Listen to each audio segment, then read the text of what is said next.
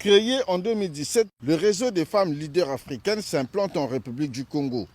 La 5e retraite intergénérationnelle de ce mouvement féminin panafricain prévue du 29 au 30 septembre 2023 au Centre international de conférence de Kintélé sera en effet marquée entre autres par la mise en place du bureau de l'antenne du Congo. La masculinité positive est le socle sur lequel vont se reposer ces travaux. Aoline, c'est un mouvement panafricain qui a été mis en place par la présidente Ellen Johnson Sirleaf, qui est la première présidente femme élue au suffrage universel.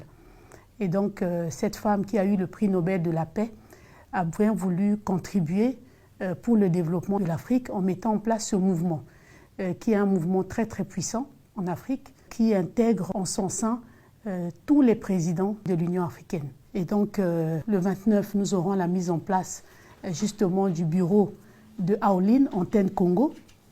Il faut savoir que le bureau de Aoline devait être mis en place depuis 2019. Il y a eu des problèmes sanitaires liés au Covid-19, donc tout a été reporté. Aujourd'hui, Aoline a trouvé le moment propice et a choisi justement la 5e retraite au niveau de la République du Congo.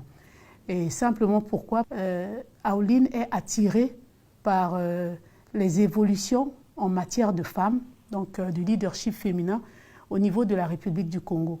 Au cours de cette retraite intergénérationnelle, le réseau des femmes leaders africaines va attribuer un trophée au président de la République du Congo, Denis Sassou Nguesso, pour son engagement en faveur de la protection et la promotion de la femme.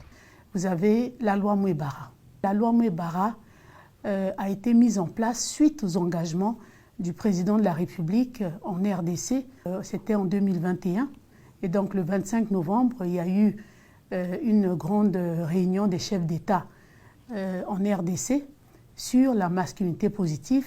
Et le 25 novembre, vous savez que c'est la journée internationale de lutte contre les violences faites aux femmes. Et c'est là où le président de la République, le président Denis Sassou Nguesso, s'est engagé pour mettre en place une loi portant protection de la femme et de la fille en République du Congo. Et donc c'est une loi qui lutte contre les violences faites aux femmes et aux filles. Et il avait en même temps, dans son message, prôné la création d'un centre de prise en charge holistique, justement, des victimes vivantes. Notons que les violences faites aux femmes et aux jeunes filles sont parmi les questions cruciales qui gangrènent les sociétés africaines. Il s'agira au cours de cette 5e retraite intergénérationnelle du réseau des femmes leaders africaines de proposer un nouveau paradigme sur le regard et l'idée que les hommes portent sur les femmes en vue de prévenir et éradiquer les abus tels que les violences sexuelles, les mutilations génitales, les grossesses et mariages précoces, ainsi que d'autres pratiques culturelles et traditionnelles rétrogrades qui déshumanisent la femme en Afrique.